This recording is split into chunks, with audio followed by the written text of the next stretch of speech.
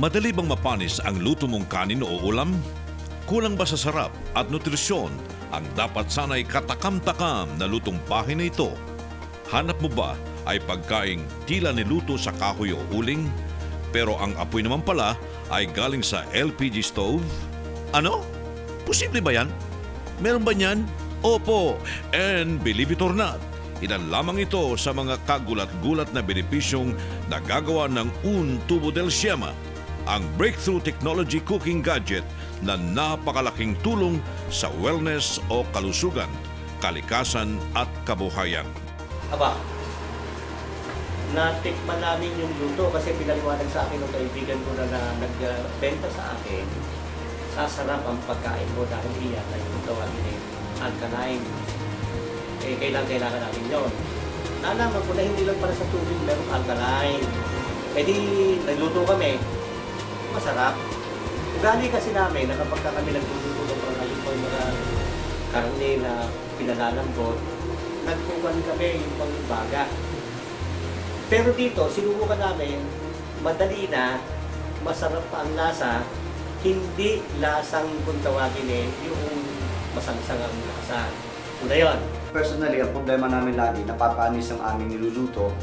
Dahil pag nagluto ako ng sinaing, 8 hours lang dahil sobrang init ngayon, panis na. So dito, ang kagandahan nito, inaabot na ng kinabukasan, so pwede pa yung aming gamit. At ang kagandahan nito, hindi na po kami gumagamit ng benzene. Kapag ginamit mo yung punto mo na yun, pinakuluan mo lang yung tubig niya na galing sa faucet. Automatic, 5 minutes na pinakuluan mo, nagiging alam na lang, energized mo na siya. Yun yung isang maganda doon. At saka yung sinaing, mas maganda yun kasi ang nangyayari po sa sinaing na bigas, kapag naluto na, mas matagal siyang mapalis. Sinubukan namin yung ang tubo. Iba ang lasa, masarap talaga. Sabi ko, grabe, parang may bechin siya. Ano ba nangyari? Sabi ko, kahit andyan yung katulong ko, kahit tanong nyo sa kanya, bawal ang bechin. Wala kayong makikita ang bechin. O magic dito sa amin. Tinatapon ko po yun. Sabi ko, kung hindi masarap, kainin nyo. Kasi yun ang kailangan ng katawan natin. Kasi nursing po ako kaya alam ko po. So sabi ko, alam naman natin, pag masarap, hindi yan maganda sa katawan. Kasi meron niyang hinalo, kaya yan sumarap. So ginawa ko, sabi nila, pag may tubo, sasarap ang niluto. Subukan natin. So kaya po ako bumili ng unang-una pala. So nang bumili ako, yung aming mga niluto, masarap na. Ang mga bata niya mahilig sa karne. Dati yung gulay ayaw kainin. Ngayon, nakain na sila ng gulay kasi masarap naman yung luto sa gulay. Kahit walang magic o wala nung bechin. Mayroon siya kasi nung unang gamit ho namin, nung nagsasaing ho kami, then yung umalis kami papuntang Davao, pagbalik ho namin, yung kanin, hindi pa pa siya mga 3 araw, ganun pa rin siya, pwede pa siyang kain. Ilan lang sila sa maraming sumubok at nagpapatotoo sa mga kamanghamanghang naggagawa ng Un Tubo del Siema. Pero hindi lang sa pagluluto nagpamalas ng amazing beneficial effects ang Un Tubo del Siema. Hindi lang sa pagluluto. Dahil mismong yung untubo, maraming mga kaibigan ko gumagamit na ginagawa na rin kwentas Tulad dito suot ko So, suot mo pa lang to, napakalakas mo na. Ay, kapag hindi ko suot kasi to, alam ko parang manghihina ako Yun yung nakikita ko, yun yung feeling ng isang individual na tulad ko. Kapag wala akong suot ng itong gadget, parang medyo mahina. Minsan kasi, ako yung nagkaroon ng pulikat. So sabi ko, nabanggit nila na ang untubo ay ano mo lang, mapahid mo lang, so mawawala. So nasubukan ko yun dahil ako kasi madalas na nagkakramps talaga ako sa madaling araw.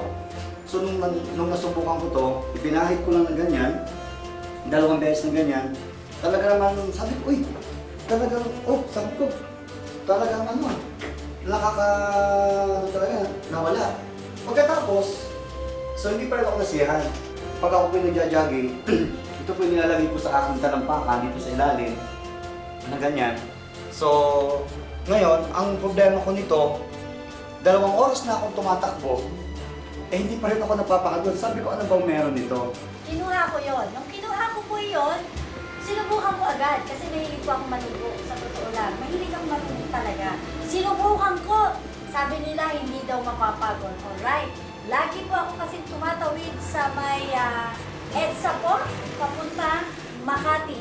So, ang ginagawa ko po, tumawid ako doon. Dahil pumunta ako ng Makati, sasakay ako ng Ayala. So, dinala ko po yung ontubo. Dala-dala ko lang siya, hinawakan ko siya. Alam niyo po, before, nung wala akong ontubo, grabe. Pag bumalik ako, 3 times ako magpapahinga, talagang hinahabol ko na yung hininga ko, grabe. Ay, nung may ontubo na po ako, diretso na, parang tumatakbo na ako, hindi pa ako napapagod, hanggang nakababa ako, sabi ko. Ang sabi nga ng ating inventor na talagang ang buong sambahayan mo parang nandoon yung quantum effect. Kaya doon maganda tulog. Maganda siya. Number 1, yung tubig na ginamit namin kapag pagod kami sa buong maghapon sa trabaho. Uminom ka lang ng 3 basong tubig bago matulog. Pag-isip mo, buhay na buhay ka sa Pag namin na sa area namin, lalo na sa aming malimit na mga sitwaan. So, yun ang pinagtataka ko, kung naikabit na natin ang tubo, ibang klase, wala nang sinisipon.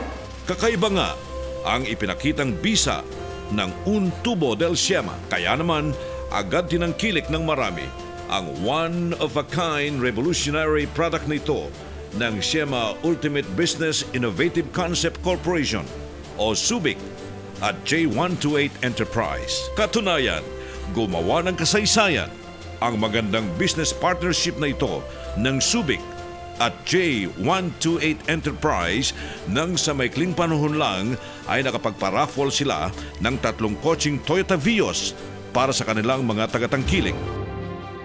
Itong produkto na ito at tangkilikin natin, una ay nakakatulong siya sa ating environment, then doon sa mga members natin na siya mga gumagamit at nakatulong tayo doon sa ating mga hindi lang doon sa ito mga beneficiary natin ngayon na nakita naman natin kung gaano ka dami ngayon na kikinabang at naipamigay din natin yung income nito kagaya ng ating 2nd year anniversary na namimigay tayo ng 3 kotse doon sa ating mga members.